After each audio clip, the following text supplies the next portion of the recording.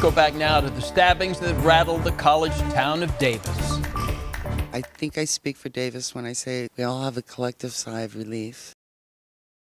So the relief is coming after police arrested this man, 21-year-old Carlos Dominguez, who until last week was a UC Davis student.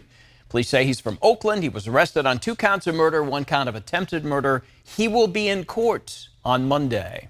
Again, here are the locations and dates of the killings. The first happening April 27th at Central Park in Davis. 2 days later at Sycamore Park. That's also where he was spotted minutes before his arrest. The latest victim, a homeless woman, still fights for her life after another attack on Monday night. We brought that to you as breaking news right here on ABC 10. This all a major break in the case in the series of stabbings which really terrorized the entire city and surrounding area of Davis. And authorities questioned that person of interest for several hours, later announcing that Dominguez is now the one and only suspect. So let's go to ABC 10's Bridget Biorlo. She's joining us live from the UC Davis campus this morning. Bridget, what can you tell us about the investigation at this hour? Well, Bria, he lived in Davis, a couple blocks away from where I'm standing, where there was a heavy police presence yesterday. We're also told that he was a UC Davis student as of April 25th, on track to get his degree in biological sciences. That all changed, though, when police say he went on a stabbing spree, killing 2 men and seriously injuring another woman in a series of attacks that really sent fear and shockwaves throughout this college town of Davis. Take a look at your screen. This is the police presence we're talking about at his home on Hawthorne Lane that he shared with roommates up until he was detained and brought in for questioning, at first as a person of interest on Wednesday. That is when police apprehended him. Walking along Sycamore Park near the scene of the second deadly stabbing, police say he had a large hunting knife in his backpack at the time of his apprehension. Thankfully, people spotted him. They called him in because of his matching description. He was wearing the same clothing as the most recent attack. So he was finally arrested a day later after around 20 hours of questioning. He is now the sole stabbing suspect in all of these attacks, and police are really crediting the people from keeping their eyes out, even following him until police got here. This is one of the people that called in that report. Take a listen. I didn't think my tip was going to go that far. I knew that the police were obviously going to listen to it, but I didn't think that we were actually going to get him. I'm beyond happy that we did.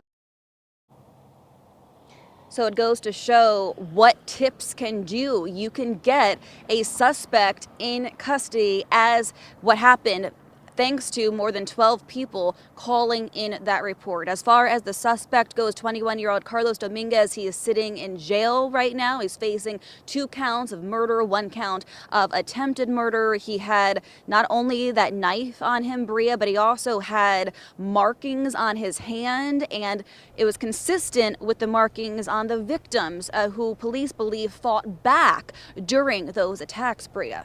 Yeah, Bridget, it really brings home that saying of if you see something, say something, because evidently it worked. So do we know if there are any changes coming to UC Davis in response to his arrest?